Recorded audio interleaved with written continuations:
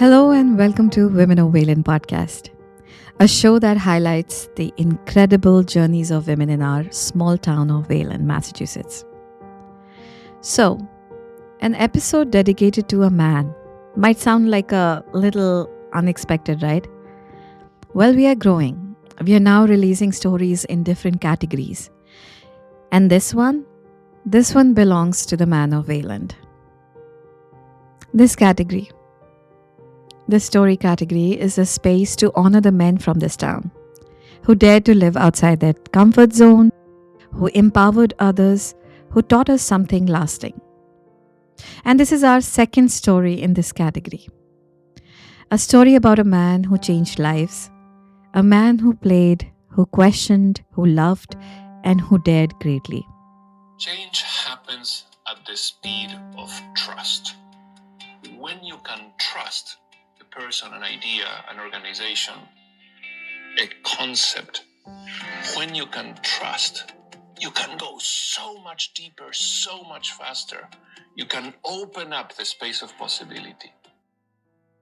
Dr. Pablo Suarez passed away in July 2024, and the ripple of his absence has been felt across continents.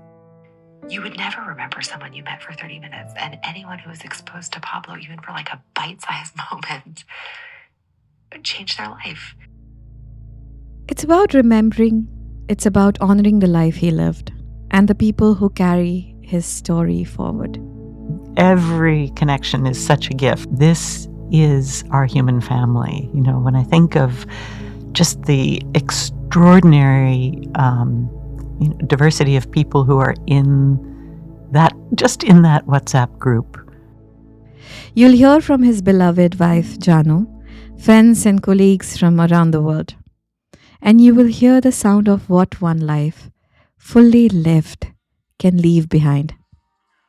This is 10% More Courage, a tribute to Pablo Suarez.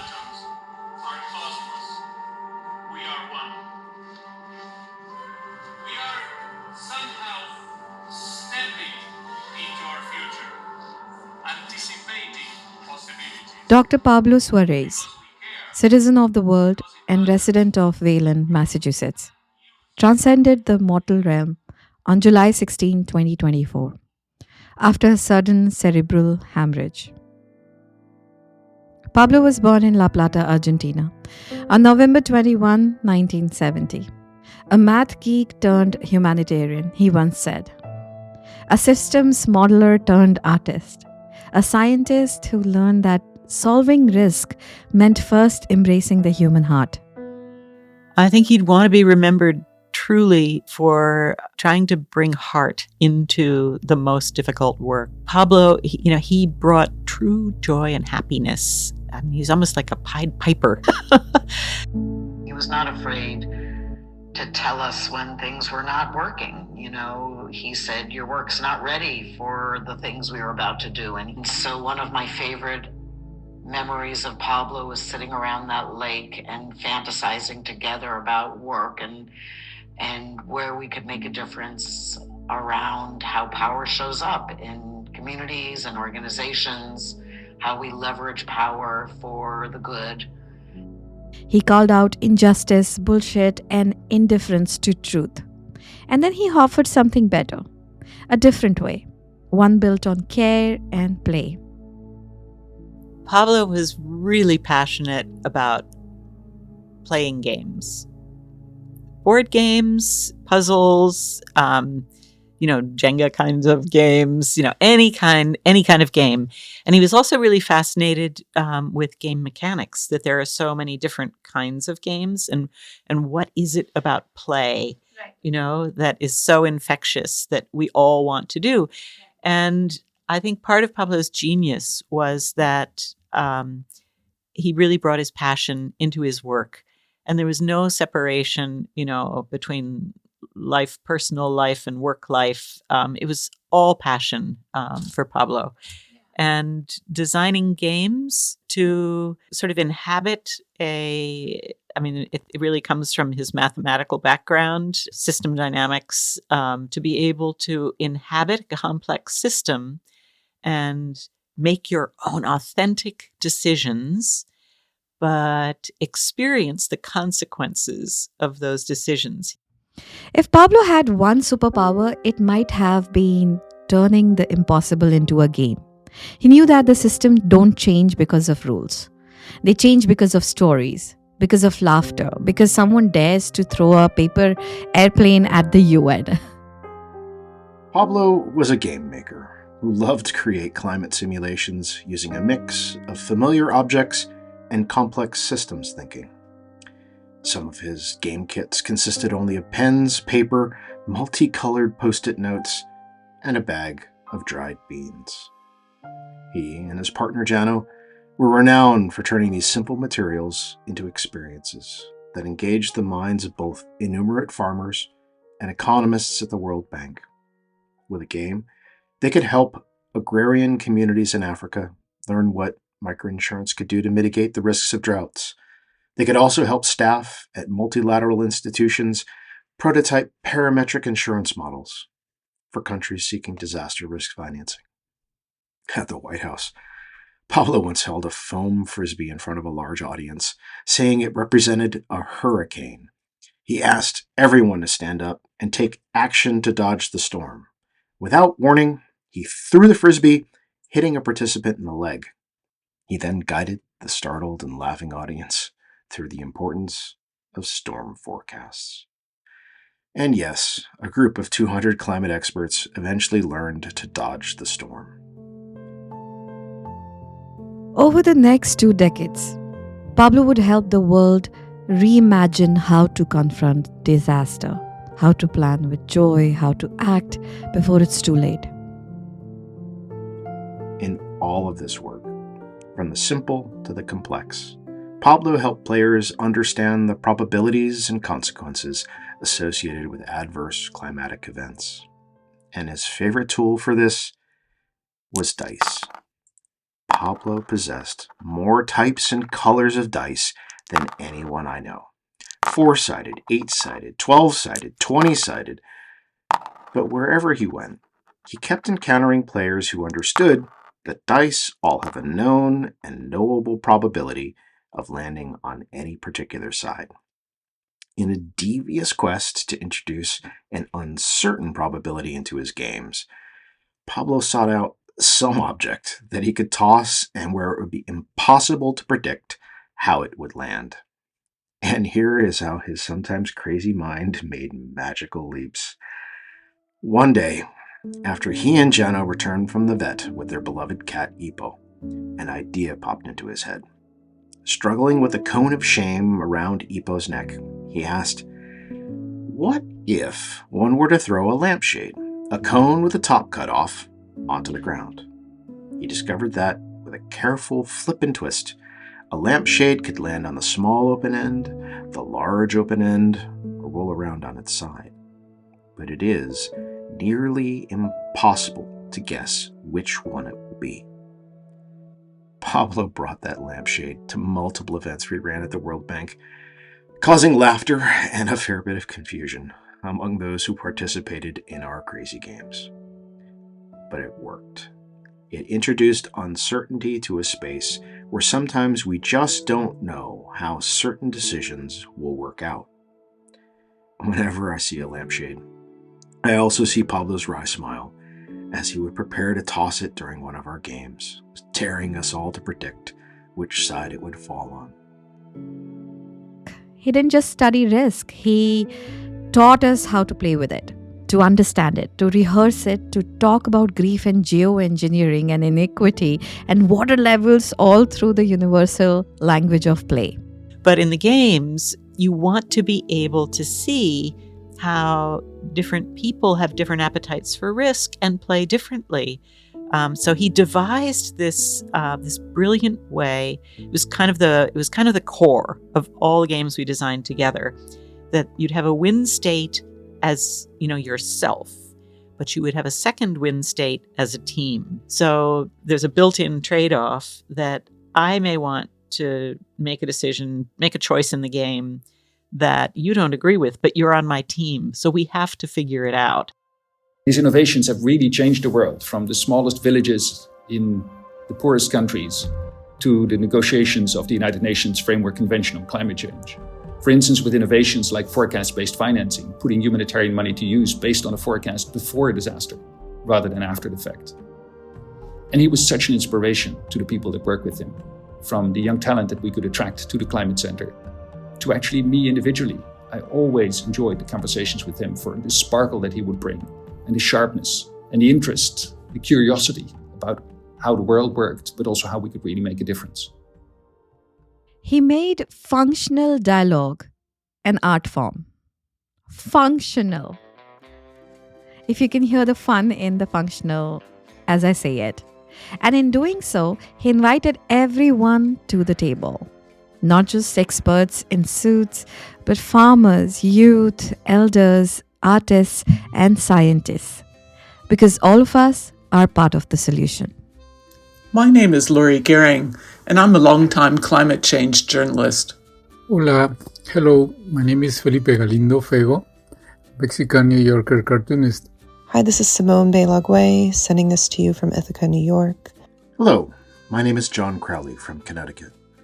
My name is Maarten van Aalst. Hello, my name is Erin Coughlin de Perez. I first met Pablo in 2011 at the climate change COP meeting in Johannesburg. And I've known Pablo working closely together for many years at the Red Cross Red Crescent Climate Center.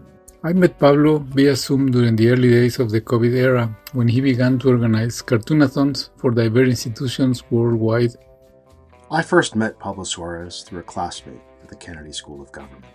And I met Pablo in 2011 when I started working for the Red Cross Red Crescent Climate Center. He asked the hard questions gently. He made space. And he helped the rest of us be 10% more brave, just by being himself. Pablo had a gift for calling things what they were. He believed that bullshit was just indifference to truth, and he couldn't tolerate that. His work, his life, was about replacing that indifference with care, with action, with something better. He reminded us that discomfort isn't a problem, it's a prompt. We started out thinking we just have to communicate the science. And Pablo realized that he used to say, research shows that showing research doesn't work.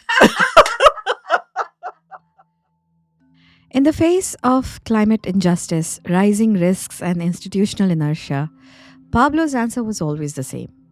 Be more human, be more courageous, and bring others with you. He did a program, he did a talk in one of the big auditoriums in Buenos Aires. I think there were 2,500 people. And Argentinians do not give you their attention lightly. As he would say, most of the people in the audience were doing everything they could to get the attention on them, because of the Argentine male ego is sort of a national treasure. And he was aware of that, and he go. But anyway, so he's in this huge auditorium and he is getting people to play this game where they have to make decisions and they've got to either protect against flood or drought. And to do that, they have to put their arms up over their head, like making a bucket symbol with their hands if they're protecting against drought. And they've got to put their arm over their head like an umbrella if they're protecting against, rainfall and flood. And and he had them eating out of the palm of his hand. He had this huge audience, of Argentinians just going along with him because he makes it so much fun. Pablo didn't just teach with charts and graphs. He used humor, art, and discomfort as tools for transformation. Let's explore how he brought science and emotion together and taught us to rethink what it means to learn. I first met Pablo in 2011 at the climate change COP meeting in Johannesburg. He was tossing frisbees into an audience to explain how climate change made hurricanes more unpredictable. First, he threw a normal frisbee, which was easily caught. Then he threw a big, floppy one that wobbled above the crowd and crashed into the ground. You know how to handle the storms that are here now, but what about the ones that are coming, he asked. And everyone immediately understood. Finally, I thought, here was someone who could really communicate climate risk. I was wowed, like so many other people were by him, by this warm and brilliant person who could really communicate with humor and fun and creativity and change things as a result. His ideas gave birth to early warning systems, community action tools, and storytelling models used across the globe.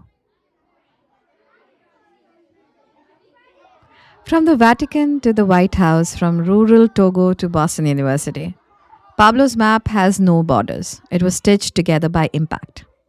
He elevated adaptation to the same level as mitigation. He argued that grief belonged in science. What made his work different wasn't the scale, it was the soul. Every chart, every meeting, every innovation began with people. Pablo left us a toolkit of courage provoking cartoons, of laughter at the edge of despair, of intellectual rigor paired with deep, deep kindness. He showed us that the systems are human, and so are solutions.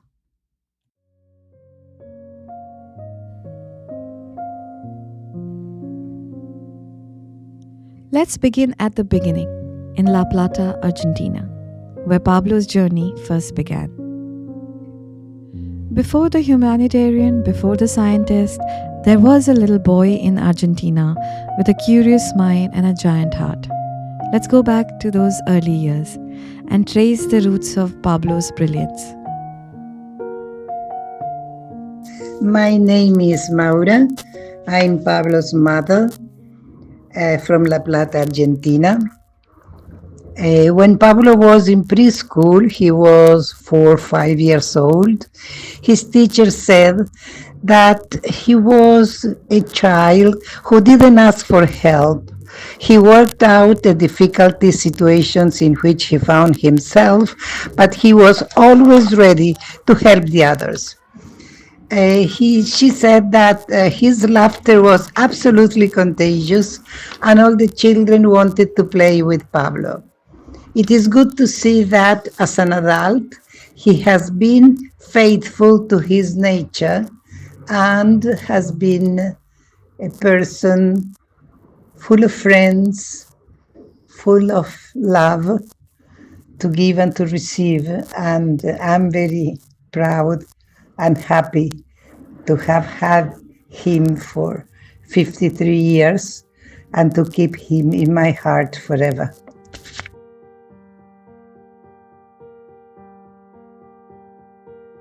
Pablo was raised as a Catholic, whole 9 yards. He was an altar boy. He has a complicated family. He grew up as an only child with his mama, and he lived in his grandmother's home, La Nonna, and his first language was Italian. His mother's family emigrated from Italy when she was, probably 11 years old. And so they were sort of, first-generation immigrants from Italy to Argentina. His father was his family was a recent immigrants from Spain. And I think his father was an older teenager, hated having to leave his friends in Spain and move to Argentina. But until Pablo was 13 years old, he only saw his father on the weekends, and he thought that his father lived in Buenos Aires. He said that he had a little sort of detective notebook, and he was starting to wonder. He had curiosity about his father, but when he was 13, they were going on a vacation. It must have been school break, and his father had this sort of camper. And his mom was in the back arranging things in the camper, I guess. And Pablo was in the front seat with his father, and they were on the road. They were driving, going off on vacation. And his father had a heart attack, or we all thought it was a heart attack. And he died. And Pablo had to actually climb over his father to stand on the brakes, or they probably all would have been killed. Yeah, very sudden, very sad. and Pablo's mom had some, I don't know, nearby in the town, near the town, wherever it happened. She knew some people, and she asked them if Pablo could stay with them, and he stayed with them actually for a few days, and never went to the funeral, never knew where his father was buried. But after a couple of years, his mother told him that his father had another family and that he had siblings, and that she had been in touch with his father's wife. Yeah. So his mom had been, the secretary. It's one of those romances where families... Pablo was the other family. Pablo was the other family. And he said, living in his grandma's house, she would watch these telenovelas where, the boy would fall in love with the girl, and then there would be this terrible realization that, oh no, it's actually my sister.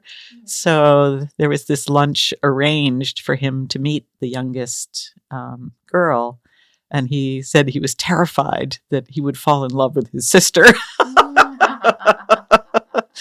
But he said when he met her, they had so much in common. And, they like all the same music. They have the same sense of humor. And they just became fast friends. It took a long, long, long time for all of his 7 brothers and sisters to come around. But he really made up for lost time in the last few years. He delighted in his nieces and nephews. He mentored younger scientists like they were family. My name is Guido Grasso. I am from Argentina, and Pablo was my uncle. I have a lot of good memories with him, but what I miss the most is that even without seeing him a lot, every time he visited us, he made me feel listened like no one in my life. He really put attention on what I had to say, even if I was a kid or an adolescent. Like, he really cared for the people he loved, and even for the people he didn't love. Like, even without knowing some people, he always put all of his heart and all of his love for everyone and everything. Long before Pablo became a global name, he was just Pablo. A husband, a son, a stepfather, a brother, a cousin, a friend. He and Janot shared over 2 decades of life work, tenderness, woven into travel, laughter, wrapped around hard days. I was living in Wayland, and I had come back to Wayland to go to grad school after my divorce because my parents were in Wayland. I had this horse, so I was actually renting a little cottage from Mainstone Farm because Devon's Hamlin at Mainstone was kind enough to, I said, well, could I bring a horse with me? And he said, yeah, sure. You just have to put up some fence. And there was even a little barn. The same horse that you have? The same horse that I have. So Pablo always said I married a woman and her horse. Behind the public work was a beautiful private life. A deep partnership filled with love, respect, and co-creation. Janot takes us into the heart of their shared journey. I mean, we had first kind of met in 2001, and we had worked, for like 2 years without meeting face to face. And then, really we only met for like 20 minutes. And it wasn't really until like the end of 2003 that we went to have this lunch together. And I think we met at like a coffee shop somewhere near BU for like 20 minutes. And I just, sort of went over the terms of the contract with him and said, okay, great. And I remember I was surprised when I saw him because he was so tall and he had these like really twinkling blue eyes. He really, he wanted to share his love of math. And so he started just, looking. I mean, whenever we would, meet a kid, if there was any mention of, math or a struggle, he would offer to help. And I think his first tutee was the daughter of some friends, and she was struggling a bit in math. And so she had a session with Pablo, and I remember he had a deck of cards, and he invented sort of a card game with her. And he was trying to understand, what does she know? What does she not know? So he was playing around with these cards and asking her questions, and she's, performing different math functions. And so he was able to sort of assess what she knows, what she doesn't know. And then I remember he was showing her, so look, if we do this and this and this, then this happens. And she was really intensely focused. So her mom told me, that was on the weekend. And then she went into school, and Monday morning, she's in math in elementary school, and the teacher is showing something on the board. And she said, now, I want to introduce something a little bit new. Has anybody seen something like this before? And the kids are all looking. And there's this little girl who raises her hand, the girl who is sort of a problem in math. And so the teacher was, surprised. And she said, "Are you sure?" And she said, yes. I know what you're talking about. And so the teacher asked her, "Would you like to explain?" And she just explained the whole thing because it related to what she'd been talking to Pablo about. So the teacher was so astonished. She got in touch with the parents and said, "I don't know, your daughter, I mean, she's been struggling, and then all of a sudden, what's going on?" And they said, "Oh, she had this tutoring session." Yeah, it was so funny. And Pablo wouldn't take any, they wanted to pay him to tutor her, and they wouldn't take any money. But he agreed because we had just moved to our new house. So it must have been like 2007. We moved from Rice Road, and we moved into this great house, which is very Italian. So it's perfect for Pablo on Orchard Lane. And the funny thing about this house, when we were first looking, there are all these walkways, and in the concrete slab of the walkway is the Pythagorean proof. It's like, who does that? And so we were walking around the house, and there was this grape arbor, and I'm going, "Look, Pablo, there's an arbor," which is very common in Argentine homes. And, people, when it's hot, in the hot season, they'll eat outdoors with tables under the grape arbor. So I thought, oh, it's so Italian. This is perfect for Pablo. And then we see the Pythagorean proof, and we just knew.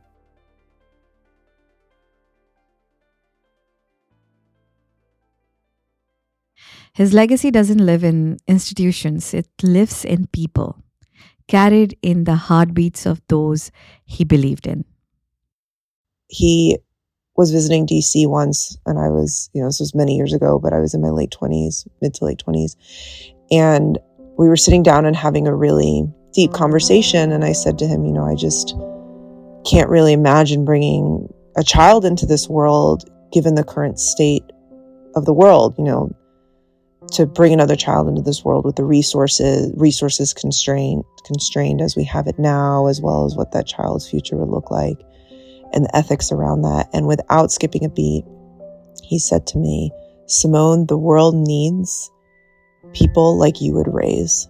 Don't ever think that you should not have a child because of the world's constraints and the world's resources. We need people like your child would be." And that has meant more to me than anything that, frankly, my parents have said around children, child rearing, anything like that. And I have a happy, healthy 3.5-year-old, and I am raising her to be somebody that Pablo would be proud of. Grief is just love that has nowhere to go. But in Pablo's case, it has everywhere to go. In every person who sent in a voice note, there's a piece of him still alive. In every person who asks, "What could I do if I were 10% more courageous?" There he is again, whispering, nudging, smiling.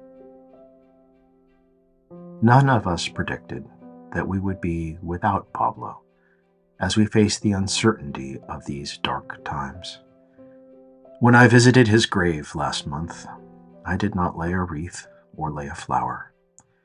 I placed a 12-sided die next to his birth date, which I then remembered is a whole 6 days before my own. And I quietly asked myself, for probably the 1,000th time, what if I'd been able to grab just one more coffee conversation with Pablo? One of those all-morning discussions that spin off into 1,000 exciting ideas. But I think I know the essence of what he would say. John, you need to be 10% more daring, because it is when you step out of your comfort zone that you enter the space where the magic happens. He built not just a network, but a net.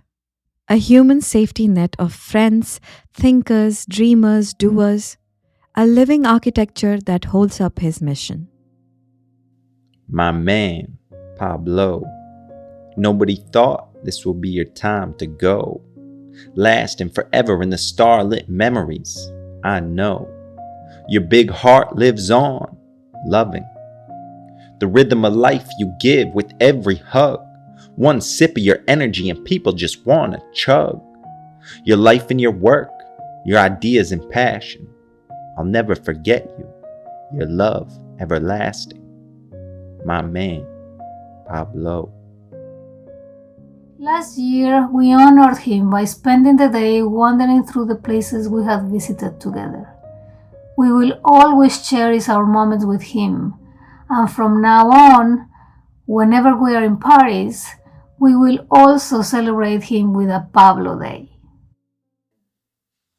Okay, so one of the things I wanted to ask you, if you could relive one moment with Pablo, what would it be? Oh.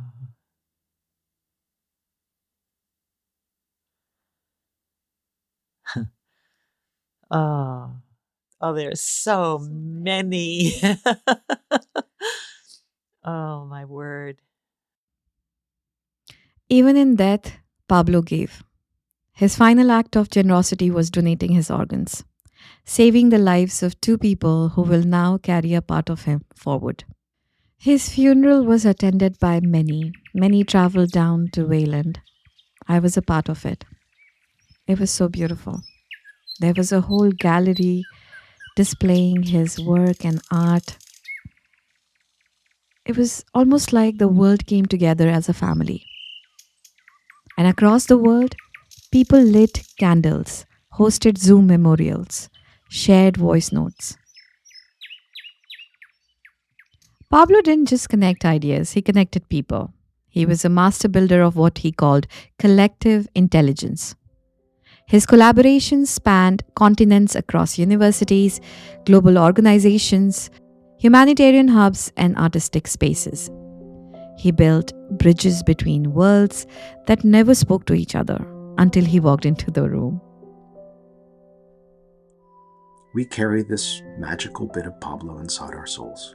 This scientifically sound but joyfully loco approach to wicked problems as we think through how to fix our breaking hearts and our broken world. His legacy. It lives in a flood early warning system in Togo, in policy shifting in geoengineering, in games played by children in Nepal that teach climate resilience, in cartoons that explain systems thinking to teenagers. It lives in laughter, in question, in courage. So, to you who are listening, what could you do if you were just 10% more courageous today? What would you create? Whom would you call? Where would you bring your full self to the table? That's how Pablo lives on. In the choices we make, in the joy we bring, in the care we show, even when it's hard. This episode was created in honor of Dr. Pablo Suarez. May we all be more bold, more kind, more playful, more human. For Pablo. Yeah, I mean, in many ways, I know he's with me. Yeah, I know he's really with me.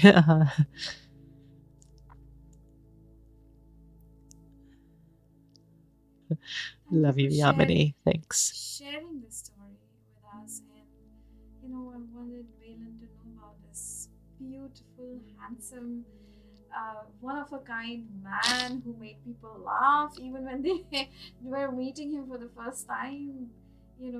I will never forget how my mother and father remembered him. Of all the people who came to housewarming, they were like, I know this guy. This guy was wonderful. I was like, yes, Mama. We sat down, we chatted. They were blown away by both of us.